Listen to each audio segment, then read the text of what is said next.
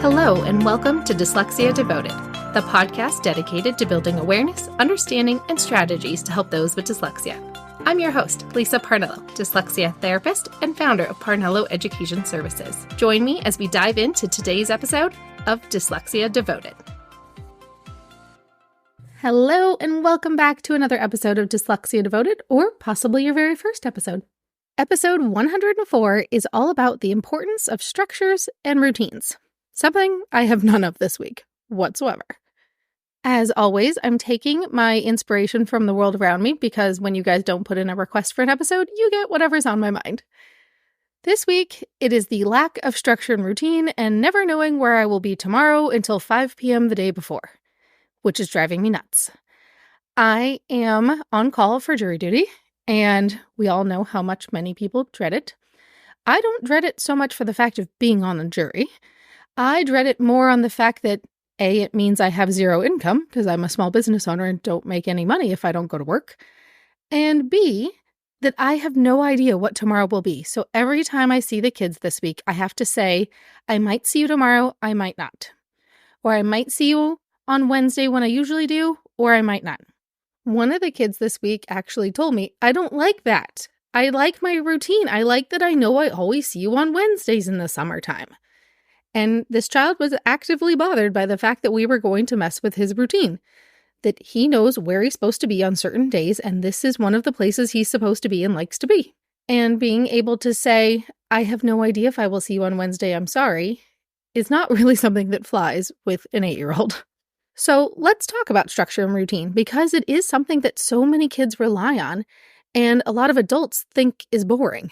And so there ends up being this conflict of sometimes the kids going, well, what comes next? Well, what comes next? Well, what do we do after that? And then what do we do right before I leave? But because I use the same routine and the same structure forever and ever with them, we just change the skills we're working on. So we'll work on our sounds, and we'll work on words, and we'll work on reading, and we'll work on spelling, and then we'll end with a story and that kind of thing. There ends up being a very strong routine we always do, but what I'm teaching changes. So the overall layout of my lesson every single time is always the same for the kids. And each kid has their own different structure, so it's not necessarily every child has the same layout, because one kid, it might be 20 minutes of typing, 20 minutes of writing, 20 minutes of reading comprehension, and another child, it might be 20 minutes of fraction work and 35 minutes of spelling. It just kind of depends on, what that child's plan is and where their skill weaknesses are. But whatever that routine is, I keep it the same for that child. Unless there's something that ends up changing our plan that we need to start working on things differently or add something in or take something out. But that way, I want them to always know the flow of our sessions, because that routine really calms them down.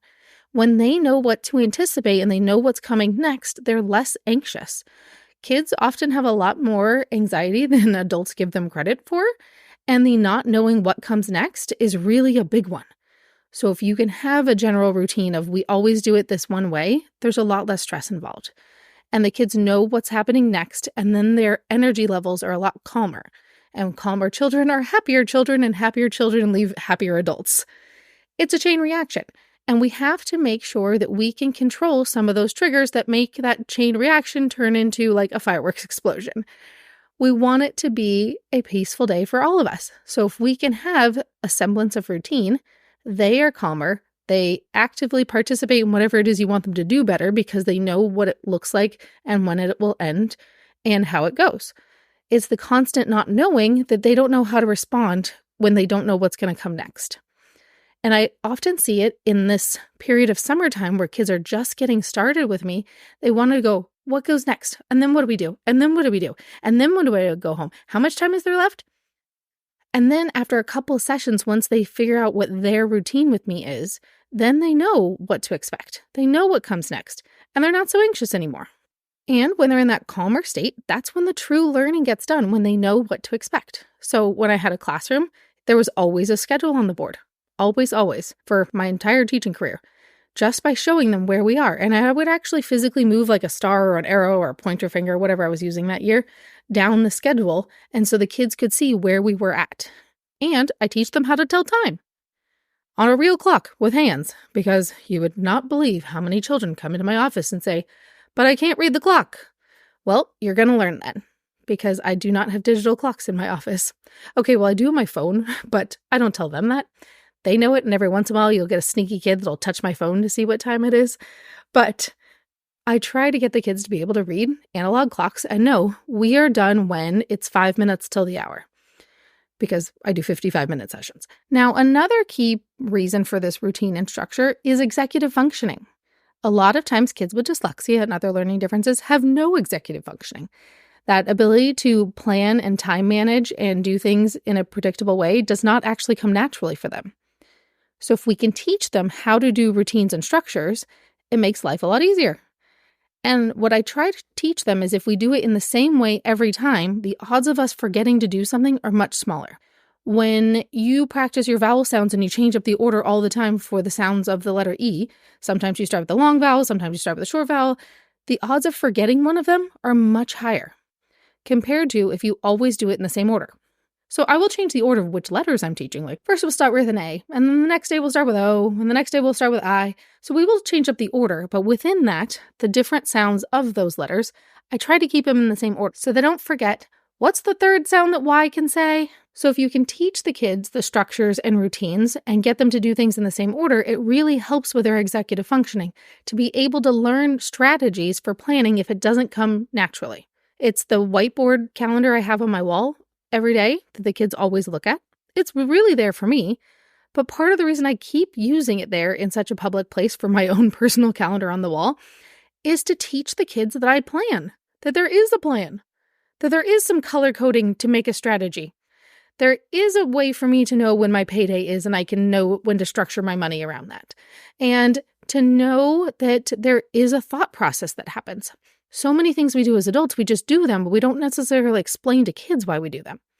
And so that's where creating structures and routines and planning and modeling how we plan things is something that helps the kids be in a less anxious place and helps them learn really valuable life lessons on how do they handle unpredictable situations. And this week has all been about unpredictable situations. At, 4:45, refreshing every 5 minutes as it heads closer to 5 o'clock, trying to figure out what will my day tomorrow look like, has been really stressful for me and really stressful for the kids. Every day, not knowing what the next day will hold has been really challenging for the kids too. Like, they don't know whether they're going to see me tomorrow. And that's not the way they're used to me being. They know when they come to Miss Parnello's office or Miss Lisa's office, depending on where that child met me. If they met me at school, it's probably Miss Parnello. If they met me where I used to work, or if they met me here, they probably call me Lisa. And they know that I'm very predictable with them. I have a pretty clear expectation of what their behavior should be. I have a pretty clear way of explaining to them when they will and will not see me. Like if I'm going to take a vacation or they have a school break coming up, we are very clear about what to expect and when I will see them next, or a reason why I won't see them. So this, I might see you tomorrow, I might not, is not really going over very well with them. They are not very happy children this week, but there's not much else I can do. They're a little confused. And then you also have to explain to kids why you have to go to a court and see a judge when you're not in trouble. That has also been a really funny thing this week of explaining to them in layman's terms how 12 grown-ups who are not in trouble go and vote if somebody made a bad choice or not, is how I'm choosing to explain it to 6-year-olds. But overall this week, it has really put a highlight on how much the kids crave structure and predictability and routine. And the more we can give them that, the calmer they are and the better behaved they are because they know what to anticipate. Anxiety makes you do all sorts of weird, crazy things and makes you have all these thoughts in your head a million times over. I can't even tell you the number of thoughts I've had in my brain going, okay, so if I get called in, then who do I have to call? What do I have to tell them? How do I know when I'm going to be back seeing their child again? I don't really know. I'm going to have to tell them I don't know when I will see them next, and that I'll just have to email them, and that I will just keep texting them. And there's also, in the county I'm in, sometimes they call you at lunchtime. So sometimes I don't know till 11 a.m. if I have to be there that afternoon. The last time I got called in for jury duty, I didn't know till 11 a.m. where I had to be that day. And that was really hard because I had to leave in the middle of my workday and have to dart all the way across town. And if you've ever driven in Bay Area traffic, it is not easy to get all the way across town on an hour's notice. So this week I'm having to let go of all of my craved routine and structure that I enjoy so very much, I don't always have to do exactly what the plan is, but I have to know what the plan is. And this lack of knowing the plan is killing me right now. So as we are entering these early weeks of summer, I encourage you to make a plan and some semblance of a routine for kids. And it doesn't have to be a routine in the sense of like you have to do work all day, but just, hey, when we first wake up, we do this. And then we do 10 minutes of reading time. And then you can watch some cartoons for a while. And then you play outside. And then we have lunch, where it might just be fun things that are in your routine, but let there be a routine. Let there be some semblance of predictability, even if it's predictable fun.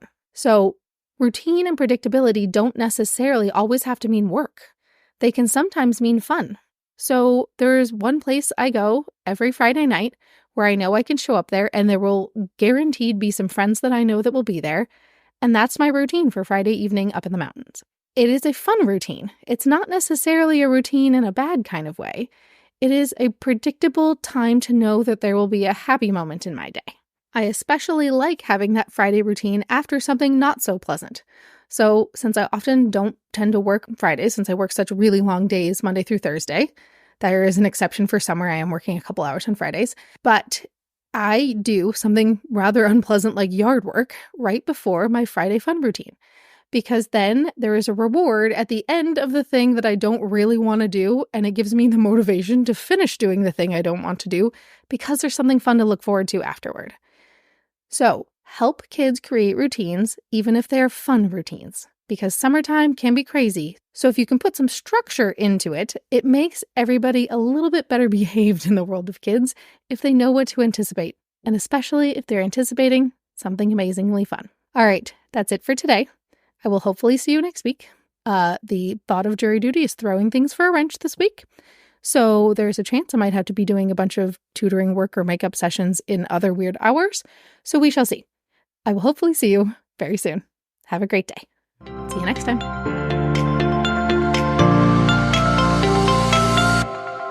Thanks for tuning in to today's episode. If you want to learn even more about dyslexia, check out parnelloeducation.com/courses. See you next time.